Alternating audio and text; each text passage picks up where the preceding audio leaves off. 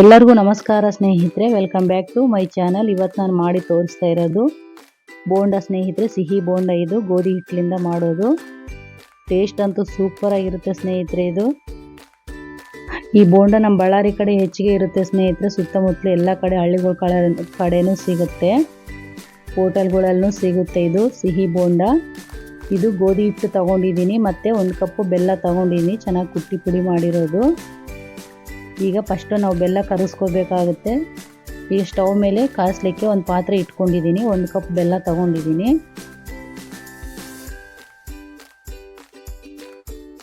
ಸ್ವಲ್ಪ ಬೆಲ್ಲ ಕರಗೋವರೆಗೂ ಕುದಿಸ್ಕೋಬೇಕು ಸ್ನೇಹಿತರೆ. ಒಂದು ಅರ್ಧ ಕಪ್ ನೀರು ಹಾಕ್ಕೊಂಡಿದ್ದೀನಿ, ಬೆಲ್ಲ ಮುಳುಗುವಷ್ಟು. 1 ಕಪ್ ಬೆಲ್ಲ ಹಾಕಿ ಅರ್ಧ ಕಪ್ ನೀರು ಹಾಕ್ಕೊಂಡಿದ್ದೀನಿ. ಚೆನ್ನಾಗಿ ಬೆಲ್ಲ ಎಲ್ಲ ಕರಗಲಿ. ಇದರಲ್ಲಿ ಹಳ್ಳು ಕಸ ಕಡ್ಡಿ ಇರುತ್ತಲ್ಲ ಸ್ನೇಹಿತರೆ, ಹಂಗಾಗಿ ಫಿಲ್ಟರ್ ಮಾಡ್ಕೋಬೇಕು ಈ ಬೆಲ್ಲನ. ಈಗ ಬೆಲ್ಲ ಕರಗಿದ್ರೆ ಸಾಕು ಸ್ನೇಹಿತರೆ, ಅದೇನು ಪಾಕ ಬರೋ ಅವಶ್ಯಕತೆ ಇಲ್ಲ. 1 ಕಪ್ ಬೆಲ್ಲ ಹಾಕಿ ಅರ್ಧ ಕಪ್ ನೀರು ಸೇರಿಸ್ಕೊಂಡು ಬೆಲ್ಲ ಕರಗೋವರೆಗೆ ಕುದಿಸ್ಕೋಬೇಕು. ಈಗ ಬೇರೆ ಒಂದು ಪಾತ್ರೆ ತಗೊಂಡಿದ್ದೀನಿ, ಅದರಲ್ಲಿ 1-2 ಕಪ್ ಗೋಧಿ ಹಿಟ್ಟು ಹಾಕ್ಕೊಳ್ತಾ ಇದ್ದೀನಿ. 2 ಕಪ್ ಗೋಧಿ ಹಿಟ್ಟಿಗೆ 1 ಕಪ್ ಬೆಲ್ಲ ತಗೊಳ್ರಿ. ಸ್ವಲ್ಪ ಒಂದು ಚಿಟಿಕೆ ಅಷ್ಟು ಉಪ್ಪು ಹಾಕ್ಕೊಳ್ತಾ ಇದ್ದೀನಿ ಸ್ನೇಹಿತರೆ. ನೀವು ಯಾವುದೇ ಸಿಹಿ ಮಾಡುವಾಗ ಸ್ವಲ್ಪ ಉಪ್ಪು ಸೇರಿಸೋದ್ರಿಂದ ಸಿಹಿ ಟೇಸ್ಟ್ ತೋರಿಸ್ಕೊಡ್ತೈತಿ. ಮತ್ತು 1-2 ಚಿಟಿಕೆ ಅಷ್ಟು ಅಡುಗೆ ಸೋಡಾ ಹಾಕ್ಕೊಂಡಿದ್ದೀನಿ.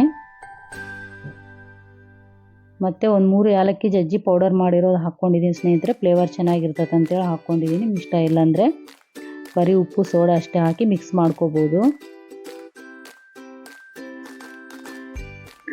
ಇಲ್ಲಿ 1-2 ಸ್ಪೂನ್ ಮೊಸರು ಸೇರಿಸ್ಕೊಳ್ತಾ ಇದ್ದೀನಿ ಸ್ನೇಹಿತರೆ. ಮೊಸರು ಹಾಕೋದ್ರಿಂದ ಸಾಫ್ಟಾಗಿ ಬರ್ತಾವೆ ಬೋಂಡ. ನೀವು ಮೊಸರು ಬೇಕಿದ್ರೆ ಹಾಕ್ಕೋಬೋದು, ಇಲ್ಲಾಂದರೆ ಸ್ಕಿಪ್ ಮಾಡಿ ಹಾಗೇನೂ ಹಾಕ್ಕೋಬೋದು ಸ್ನೇಹಿತರೆ. ಈ ಥರ ಮೊಸರು ಸೇರಿಸಿ ಮಿಕ್ಸ್ ಮಾಡೋದ್ರಿಂದ ಬೋಂಡ ಸಾಫ್ಟಾಗಿರ್ತಾವೆ. ನಮಗೆ ಗಟ್ಟಿಯಾಗಿ ಬೇಕು, ಕ್ರಿಸ್ಪಿಯಾಗಿ ಅಂದರೆ ಮೊಸರೇನು ಸೇರಿಸ್ಲಿಕ್ಕೆ ಹೋಗ್ಬೇಡ್ರಿ, ಬರೀ ಉಪ್ಪು ಸೋಡಾ ಅಷ್ಟೇ ಮಿಕ್ಸ್ ಮಾಡ್ಕೊಳ್ರಿ. ನಾವು ಮುಂಚೆ ಕರಗಿಸಿ ಇಟ್ಕೊಂಡಿದ್ವಲ್ಲ ಬೆಲ್ಲದ ಪಾಕ, ಅದನ್ನೀಗ ಫಿಲ್ಟರ್ ಮಾಡ್ಕೊಳ್ಳೋಣ. ಇದೇನು ಪಾಕ ಬರೋವರೆಗೆ ಕಾಯಿಸೋ ಅವಶ್ಯಕತೆ ಇಲ್ಲ ಸ್ನೇಹಿತರೆ, ಬರೀ ಬೆಲ್ಲ ಕರಗೋವರೆಗೆ ಇಟ್ಕೊಂಡ್ರೆ ಸಾಕು. ಈಗ ಸ್ವಲ್ಪ ಹಾಕಿ ಫಿಲ್ಟರ್ ಮಾಡಿಕೊಂಡು ಮಿಕ್ಸ್ ಮಾಡ್ಕೊಳ್ಳೋಣ. ಒಂದೇ ಸಲ ಹಾಕ್ಕೊಳ್ಳಿಕ್ಕೆ ಹೋಗ್ಬೇಡ್ರಿ, ಸ್ವಲ್ಪ ಹಾಕಿ ಮಿಕ್ಸ್ ಮಾಡ್ಕೊಳ್ರಿ.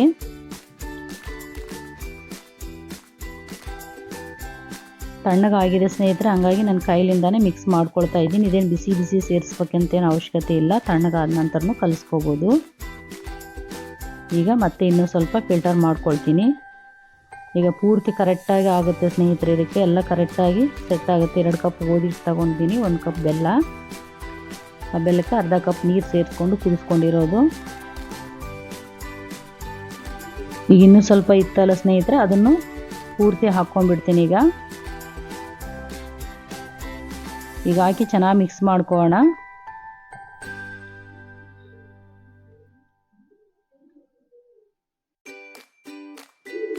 ಚೆನ್ನಾಗಿ ನಾನು ತೋರಿಸ್ತಾ ಇದ್ದೀನಲ್ಲ ಸ್ನೇಹಿತರೆ, ಈ ಥರ ಚೆನ್ನಾಗಿ ಎಲ್ಲ ನಾದ್ಕೋಬೇಕು. ಎಲ್ಲಿ ಉಂಡೆಗಳು ಇಲ್ದಿರ, ಗಂಟುಗಳು ಇಲ್ದಿರ ನೀಟಾಗಿ ಮಿಕ್ಸ್ ಮಾಡ್ಕೊಳ್ರಿ.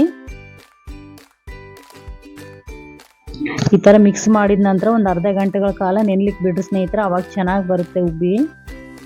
ಈಗ ಒಂದು ಅರ್ಧ ಗಂಟೆ ಅಥವಾ 1 ಗಂಟೆನೂ ನೀವು ಬಿಟ್ಟು ಹಾಕ್ಕೋಬೋದು. ಸೈಡ್ ಕಲಸಿ ಇಟ್ಕೊಂಡ್ಬಿಡ್ರಿ.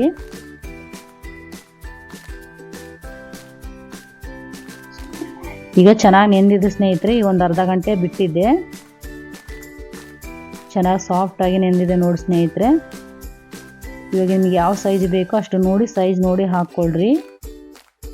ಈಗ ಸ್ಟವ್ ಮೇಲೆ ನಾನು ಎಣ್ಣೆ ಕಾಯಿಸ್ಲಿಕ್ಕೆ ಇಟ್ಟಿದ್ದೀನಿ ಮುಂಚೆ.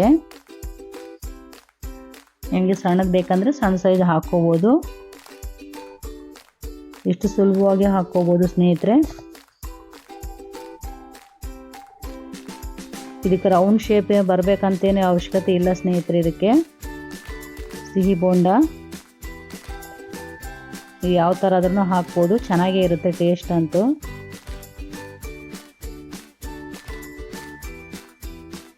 ನಿಮಗೆ ಪ್ರಾಕ್ಟೀಸ್ ಇದ್ದರೆ ಈ ಥರ ಹಾಕ್ಕೊಳ್ರಿ, ಇಲ್ಲಾಂದರೆ ನಾವು ಕೈಲಿಂದ ಸಣ್ಣದಾಗಿ ರೋಲ್ ಮಾಡಿನೂ ಹಾಕ್ಕೋಬೋದು. ನಾವು ಮಾಮೂಲಿ ಬೋಂಡ ಹೆಂಗೆ ಹಾಕ್ಕೊತೀವಿ ಆ ಥರ.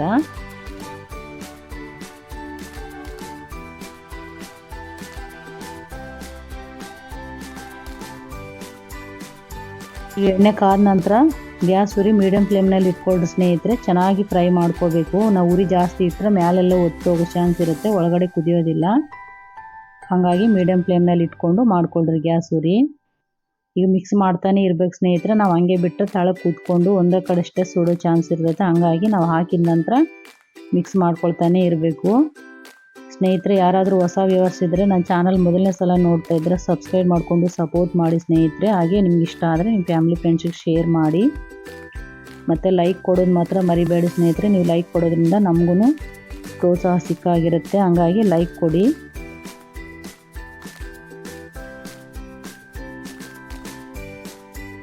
ಚೆನ್ನಾಗಿ ಗೋಲ್ಡನ್ ಕಲರ್ ಕೆಂಪು ಆಗೋವರೆಗೆ ಫ್ರೈ ಮಾಡ್ಕೋಬೇಕು ಸ್ನೇಹಿತರೆ. ಈಗ ನಾನು ತೋರಿಸ್ತಾ ಇದ್ದೀನಲ್ಲ, ಈ ಥರ ಇರಬೇಕು ಸ್ನೇಹಿತರೆ. ಕೆಂಪು ಆಗಿರಬೇಕು ಪೂರ್ತಿ ಎಲ್ಲ.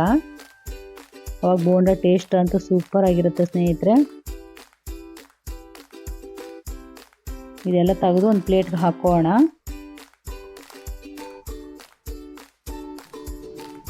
ಈಗೆಲ್ಲ ಪ್ಲೇಟ್ಗೆ ಹಾಕ್ಕೊಳ್ತೀನಿ ನೋಡಿ ಸ್ನೇಹಿತರೆ. ಎಷ್ಟು ಚೆನ್ನಾಗಿ ಬಂದಿದೆ ಅಲ್ಲ ಸ್ನೇಹಿತರೆ ಬೋಂಡ.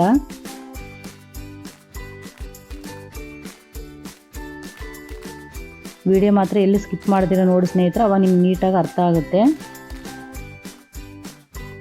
ಈಗೆಲ್ಲ ನಾನು ಇದೇ ಥರ ಮಾಡಿ ಇಟ್ಕೊಂಡಿದ್ದೀನಿ ನೋಡಿ ಸ್ನೇಹಿತರೆ. ಎಷ್ಟು ಸುಲಭವಾಗಿ ಮಾಡ್ಕೋಬೋದಲ್ಲ. ನಿಮ್ಗೆಲ್ಲರಿಗೂ ಇಷ್ಟ ಆದರೆ ಲೈಕ್ ಮಾಡಿ ಸ್ನೇಹಿತರೆ.